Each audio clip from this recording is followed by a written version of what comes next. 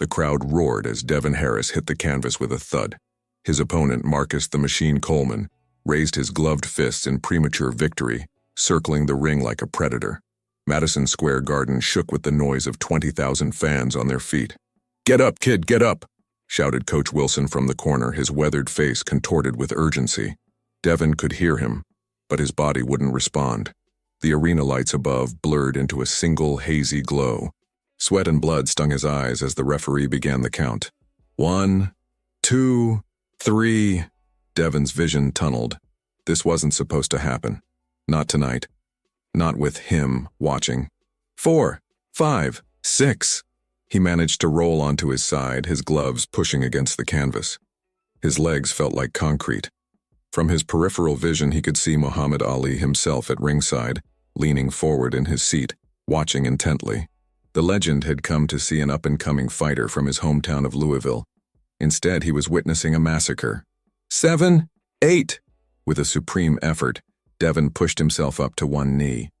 The crowd's noise intensified. The referee looked into his eyes, assessing. "You good to continue, son?" Devin nodded, though everything in him screamed to stay down. He used the ropes to pull himself up, legs trembling beneath him. The referee wiped his gloves on his shirt and stepped back. "Box!" Coleman charged immediately, throwing a left hook that connected with Devin's temple. The crowd gasped collectively. Devin's legs buckled. He felt himself falling but couldn't feel the impact when he hit the canvas. The world went silent despite the chaos around him. As consciousness slipped away, the last thing Devin saw was Muhammad Ali standing from his ringside seat, concern etched on his legendary face. "Is he breathing? Give him space." Coach Wilson's voice cut through the commotion. Medical staff swarmed the ring. The crowd had gone from electric to eerily quiet. Devin lay motionless, oxygen mask strapped to his face. "Please step back, everyone," ordered the chief medic, a balding man with 30 years of ringside emergencies under his belt. "We need to get him stabilized." Then something unexpected happened. A figure pushed through the circle of officials and cornermen. "Let me through," said a voice that, though softer than in its prime, still commanded respect. Muhammad Ali, the 3-time heavyweight champion of the world, stood over the fallen boxer. Camera flashes exploded around the ring. Security personnel moved to intervene but hesitated. Nobody wanted to be the one to pull Muhammad Ali away. "Give the doctors room to work, champ," said one brave official, placing a gentle hand on Ali's shoulder.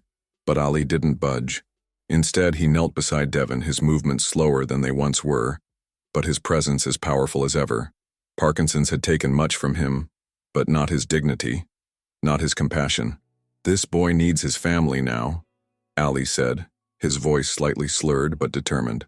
"Where are they?"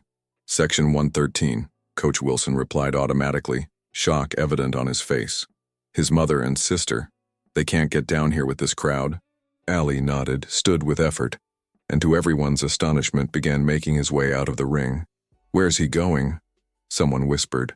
Nobody had an answer, but every camera in the arena followed the greatest as he slowly made his way through the crowd, accompanied hastily by security guards who realized what was happening. By the time paramedics had loaded Devin onto a stretcher, Muhammad Ali had disappeared into the stands. The emergency room at New York Presbyterian buzzed with controlled chaos. Nurses rushed between beds. Doctors barked orders and monitors beeped incessantly.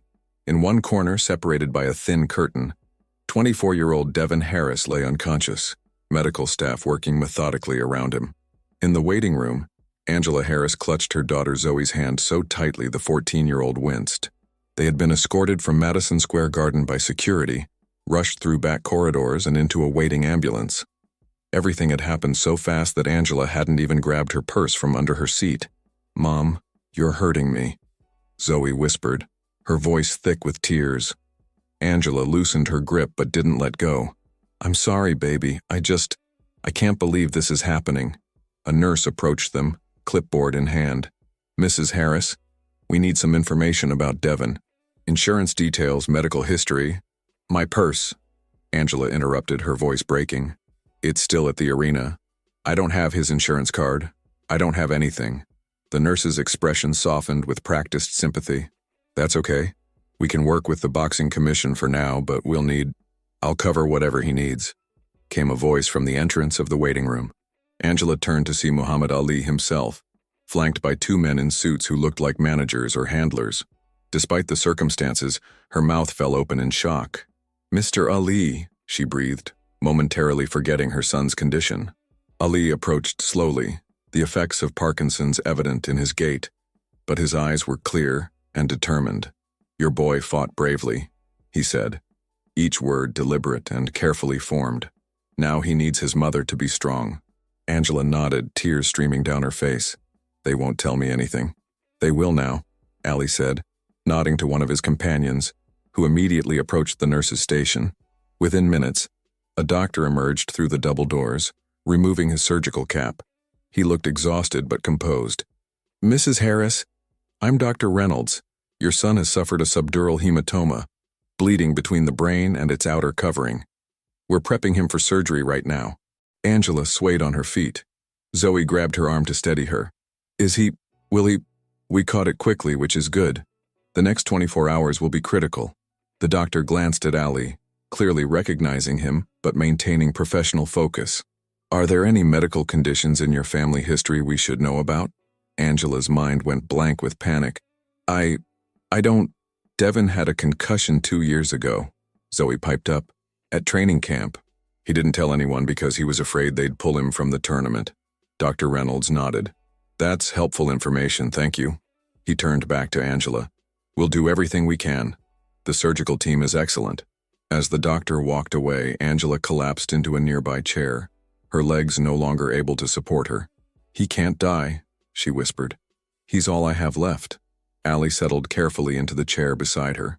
"Not all," he said, nodding toward Zoe, who stood awkwardly nearby. "And not alone." Angela looked up at him through tear-blurred eyes. "Why are you doing this? You don't even know us." Ali was quiet for a moment. When he spoke, his voice carried the weight of experience. "In 1984, I was diagnosed with Parkinson's. The boxing world that cheered me for years suddenly didn't know what to do with me. But strangers showed me kindness when I needed it most." He paused, gathering strength for more words. "We're connected, all of us who step into the ring. Your son is family to me." From the pocket of his jacket, he produced Angela's purse. "I believe this is yours. Security found it under your seat." Angela took it with trembling hands. "Thank you." "Mr. Ali," one of his handlers interrupted gently. "The press is gathering outside. They know you're here." Ali nodded but made no move to leave. Instead, he turned to Angela again. "Would you like me to stay?" Before she could answer, a commotion erupted at the emergency entrance. Marcus Coleman, still in his post-fight clothes, burst through the doors, his entourage trailing behind him. "Where is he?" Coleman demanded, his voice carrying across the waiting room. "Where's Harris?" Security moved to intercept him, but Coleman spotted Angela and headed straight for her. His face, unmarked from the one-sided fight, was twisted with an emotion that wasn't quite concern. "Mrs. Harris," he said, pulling up short when he noticed who was sitting beside her. "Champ," he added, nodding respectfully to Ali before turning back to Angela. "Is he okay?" "They wouldn't tell me anything at the arena." Angela stood, suddenly finding strength in her anger. "Why do you care? You did this to him." Coleman stepped back as if slapped. "I was just doing my job. It's boxing. People get hurt." "Get out," Angela hissed. "My son might be dying in there because of you." The waiting room had gone silent, all eyes on the confrontation. Coleman's entourage shifted uncomfortably behind him. "Mrs. Harris," Coleman said, his voice lower now, "I didn't want this to happen. I swear to God, You just what?" Angela demanded. "Wanted to win? Wanted the belt? Was it worth it?" Coleman had no answer. His eyes dropped to the floor. Ali stood slowly, placing himself between Angela and Coleman. "Young man," he said to Coleman, his voice soft but clear, "go home. Pray if you believe. But right now this family needs peace." Coleman looked like he wanted to say more, but instead nodded once and turned away. His entourage parted to let him through, then followed him out the doors. As they disappeared, a nurse approached. "Mrs. Harris, they're taking your son to surgery now. Would you like to see him for a moment before they go?" Angela nodded, wiping tears from her face. She looked back at Ali, uncertainty in her eyes. "Go," Ali said gently. "I'll watch over your daughter. Angela hesitated, then turned to Zoe. Will you be okay for a minute? Zoe nodded, though fear was evident on her young face. Tell Devon I'm here. As Angela followed the nurse through the double doors, Zoe stood awkwardly beside Muhammad Ali, the greatest boxer in history and a complete stranger to her. He has your eyes, Ali said after a moment. Zoe looked up, surprised. You noticed that? Ali nodded. I notice everything in the ring. Old habit. He idolizes you, Zoe said suddenly. Has all your fights on DVD. Watches them before every match. Ali smiled slightly. Then he knows I lost too. Got knocked down, got back up. Will my brother get back up from this? Zoe asked, her voice small. Ali's expression remained steady. If he has half the courage I saw tonight, yes. He paused, then added, but his fighting days might be over. Zoe's eyes filled with fresh tears. That'll kill him. Boxing is everything to him. No, Ali said firmly. Family is everything, boxing is just a job. Before Zoe could respond, the waiting room doors burst open again. This time, reporters flooded in, cameras flashing, microphones extended. Hospital security rushed to form a barrier, but they were overwhelmed by the sheer number of media personnel. Mr. Ali, what's your connection to Devon Harris? Is it true you're paying for his medical expenses? Was this why you attended the fight tonight? Ali stood, placing a protective hand on Zoe's shoulder. His face, so often animated for the cameras in his prime, was now a mask of dignified determination. No questions, he said firmly. This is a family in crisis. Show some respect. But the reporters pressed forward, hungry for a story that combined boxing royalty with tragedy. In the chaos, no one noticed Angela returning through the double doors, her face ashen.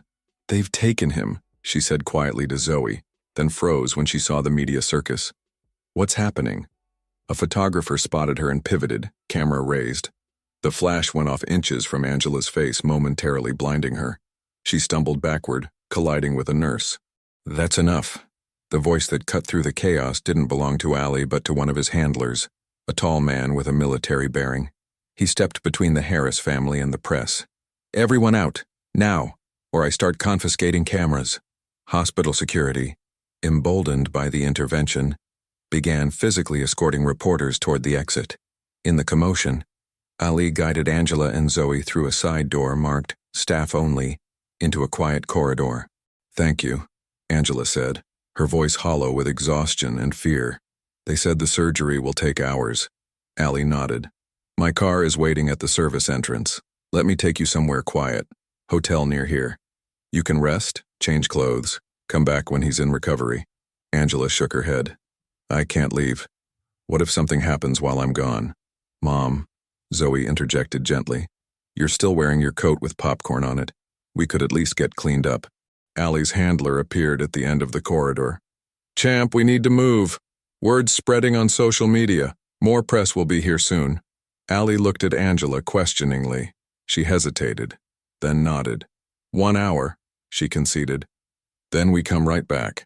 As they made their way through the hospital's maze of service corridors, Ali moved slowly but deliberately beside them. When they reached a metal door with an exit sign, his handler pushed it open to reveal a black SUV with tinted windows idling in the ambulance bay. Just before they stepped outside, Ali paused and turned to Angela. Your son, he said carefully, wears Louisville gloves. Same brand I used. Angela nodded, surprised. He says they bring him luck. Ali's eyes crinkled at the corners. Not luck, connection. Reminder that others walked the path before him. He glanced toward the hospital's interior.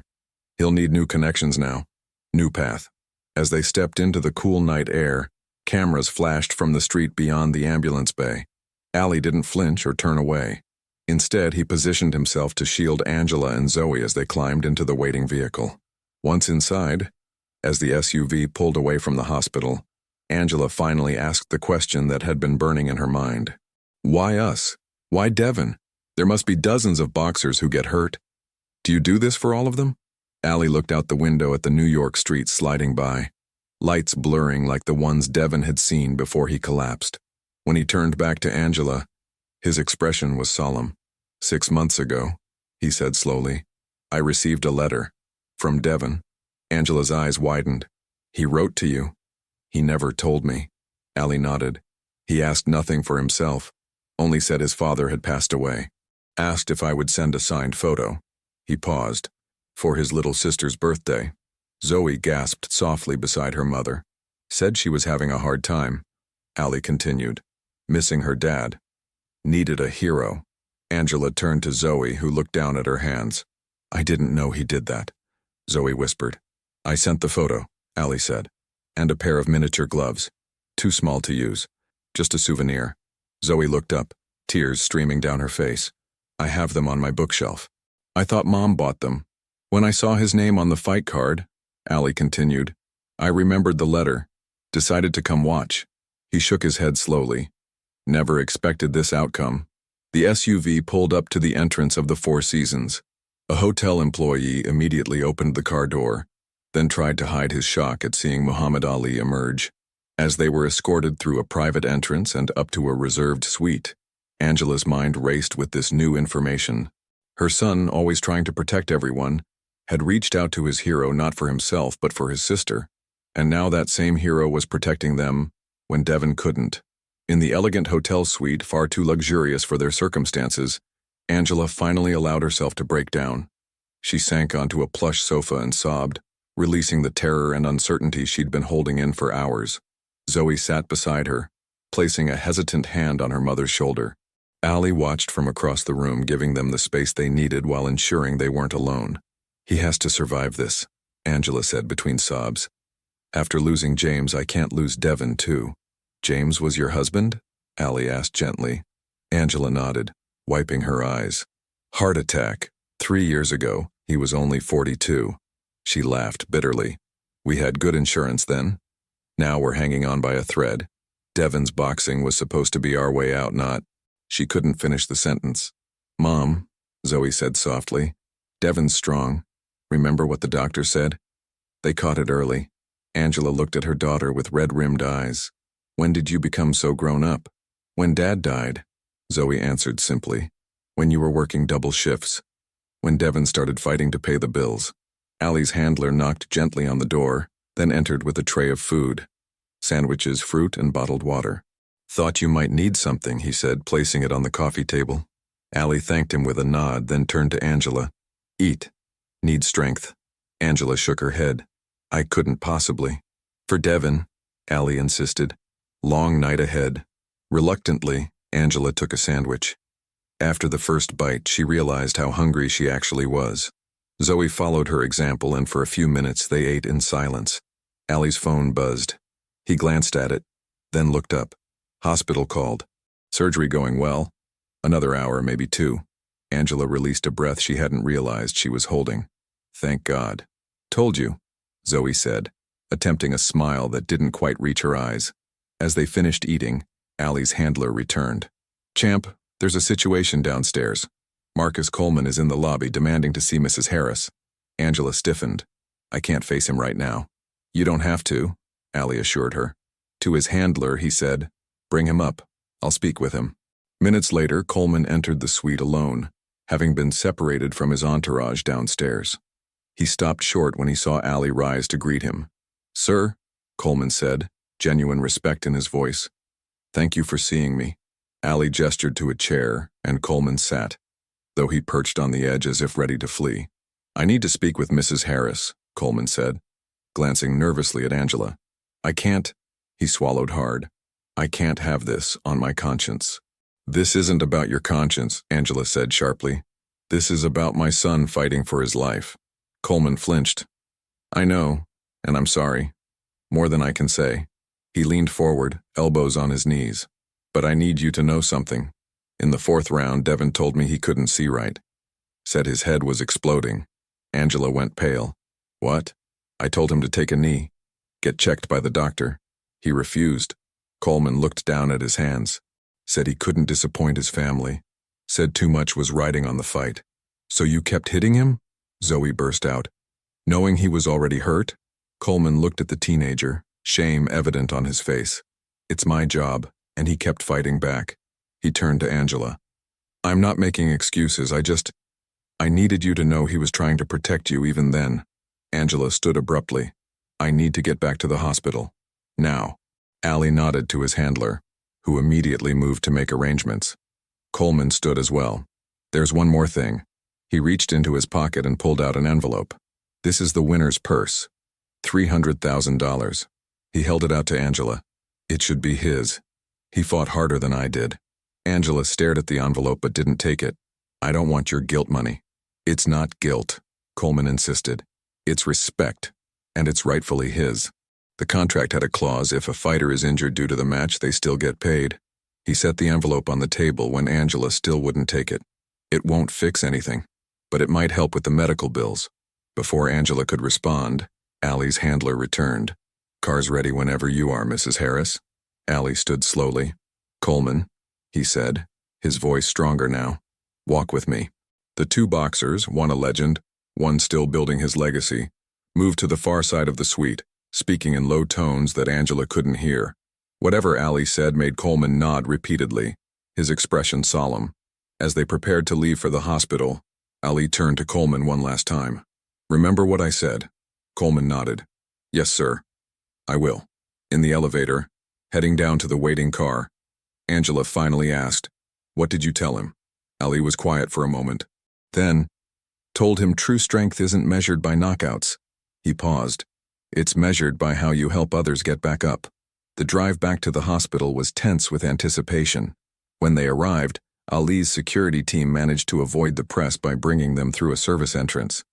A hospital administrator was waiting to escort them directly to the surgical waiting area. The doctor will be out shortly, she informed them. The surgery is complete. Angela felt her knees weaken. Zoe gripped her arm tightly. Is he? Angela couldn't finish the question. The doctor will explain everything, the administrator said neutrally. They settled into the empty waiting room. Minutes stretched like hours. Finally, Dr. Reynolds emerged, still in surgical scrubs. His expression gave nothing away. Mrs. Harris, he began formally. The surgery was successful in relieving the pressure on your son's brain. We've stopped the bleeding and removed the blood clot. Angela nearly collapsed with relief. So he'll be okay? Dr. Reynolds held up a cautionary hand. He's stable, but not out of danger. The next 24 to 48 hours are critical. We've placed him in a medically induced coma to give his brain time to heal and reduce swelling. When will he wake up? Zoe asked, her voice small. We'll begin to reduce the sedation in a day or two, depending on how he responds. The doctor looked directly at Angela. Mrs. Harris, I want to be very clear. Even if everything goes perfectly from here, your son has suffered a traumatic brain injury. There will be rehabilitation, possibly lasting months, and he will never box again. Angela nodded, tears streaming down her face. But he'll live. His chances are good, Dr. Reynolds confirmed. He's young and otherwise healthy, but recovery from this type of injury is rarely complete. There may be lasting effects on his speech, memory, motor skills. We simply won't know until he wakes up. Allie, who had been silent throughout the exchange, finally spoke. When can they see him? He's being moved to the ICU now. Once he's settled, you can see him briefly. One at a time, just for a few minutes. After Dr. Reynolds left, Angela turned to Allie. You should go home. You've done so much already, and it's late. Allie shook his head. I'll stay until you see him. True to the doctor's word, a nurse came for them about 20 minutes later. Mrs. Harris, you can come back now. Just for 5 minutes. Angela stood, then hesitated. She turned to Zoe. Do you want to go first, honey? Zoe shook her head, suddenly looking very young. You go. Tell him I'm here. Angela followed the nurse through secured doors and down a corridor lined with rooms full of critical patients and humming equipment. They stopped outside a room where a team of nurses was still setting up monitoring equipment around a still figure in the bed. Just a few minutes, the nurse reminded her. Talk to him if you want. Some people believe coma patients can hear. Angela approached the bed cautiously. Devon lay perfectly still, his head heavily bandaged, a breathing tube down his throat, wires and IV lines connecting him to a bank of machines. His face was swollen and bruised almost beyond recognition. Oh, Devon, she whispered, carefully taking his hand. What were you thinking? She stood there, tears falling silently, watching the mechanical rise and fall of his chest. Zoe is here, she said after a moment. She's being so brave. She squeezed his hand gently. Muhammad Ali is here too. Can you believe it? The Muhammad Ali. He's been taking care of us while you've been—" Her voice broke. "While you've been fighting the biggest fight of your life." One of the monitors beeped and a nurse quickly checked it, adjusting something on an IV pump. "You don't need to worry about us," Angela continued, her voice stronger now. "We're going to be okay. You just focus on getting better. That's your only job now." The nurse touched her shoulder gently. "Time to go, Mrs. Harris." Angela nodded, leaned down to kiss Devon's forehead, and reluctantly let go of his hand. "I'll be right outside," she promised. "I'm not going anywhere." In the hallway, she passed Zoe, who was being escorted in for her turn. Angela returned to the waiting room, where Allie sat patiently. "He looks so small," she said, collapsing into a chair beside him. "My big, strong boy looks so small." Allie nodded understandingly. "The body heals," he said carefully. "The spirit takes longer." Angela looked at him, really looked at him, for the first time. His once powerful body showed the effects of age and disease. His hands trembled slightly, yet his eyes remained clear and determined. "Did you," she began hesitantly, "did you ever regret boxing after the diagnosis?" Allie considered the question. "Regret? No." He paused. "Boxing gave me a voice, gave me purpose." Another pause. "Parkinson's took some things, not everything. The doctor said Devon will never box again." "No," Allie agreed. "But he'll find new purpose." Angela wiped fresh tears from her eyes. "He's going to be devastated." Boxing was his way out, his future. "Boxing was never the future," Allie said firmly. "Only a path to it." Zoe returned from seeing Devon, her young face stoic but her eyes red from crying. She sat close to her mother, leaning against her. "He doesn't look like himself," she said quietly. "I know, sweetheart." Angela put an arm around her. "But he's still in there." Allie's handler approached, speaking quietly to him. Allie nodded, then turned to Angela. "I must go now," he said reluctantly. "Press conference in morning. Questions need answers." Angela reached for his hand. "I don't know how to thank you for everything you've done." Allie shook his head. "No thanks needed. But I have request." "Anything," Angela said immediately. "Let me help with his recovery." Ali's eyes were serious. "I know doctors, specialists, people who helped me." Angela was speechless for a moment. "Why would you do that for us?" Ali smiled slightly. "Because once, someone did it for me." He reached into his pocket and pulled out a business card, handing it to Angela. "My personal number. Call any time." As he stood to leave, Ali looked at Zoe. "Your brother," he said deliberately, "is still a champion. Remind him." Zoe nodded solemnly. "I will." Ali's security team had cleared a path, and he left without the media frenzy that had surrounded them earlier. Angela and Zoe settled in for the long night ahead, taking turns visiting Devon's room when the nurses allowed. Around dawn, as Angela sat beside her son's bed, gently stroking his arm and murmuring encouragement, she noticed something on the small table beside the bed. A pair of boxing gloves. Not full-sized competition gloves, but miniature ones like those given as souvenirs. The same ones Ali had sent to Zoe. Attached was a note in careful handwriting. "Champions aren't made in the ring. They're recognized there. Devon, the real fight begins now. You have what it takes. Muhammad Ali." Angela placed the miniature gloves in Devon's motionless hand, curling his fingers around them. "You hear that?" she whispered. "Muhammad Ali believes in you. We all do. So you fight, Devon Harris. You fight like you never have before." Outside the window, the sun rose over New York City, casting golden light across the hospital room. Angela watched as it illuminated her son's face, and for the first time since he collapsed in the ring, she felt something like hope. Devon's journey was far from over. The road to recovery would be long and uncertain, but they wouldn't walk it alone. As the morning shift nurses came on duty, Angela stepped out to call her boss and explain her absence. In the ICU waiting room, she found a delivery of coffee and breakfast for her and Zoe, with a simple note. "Strength for today, M.A." Angela smiled through her exhaustion. The greatest had shown them what true greatness looked like. Not in the ring, but in the quiet moments of compassion when no cameras were rolling. And somehow she knew Devon would find his own version of greatness too, even if it looked nothing like the future he'd once imagined. Boxing had brought them here, but something far stronger would carry them forward. If you've made it this far, and felt every word, won't you leave without subscribing? I tell these stories with my heart in my hand to reach people like you, who feel, who get emotional, who live. If this truly touched you, give something back. Comment. Subscribe. Come be part of this family with me until the next video.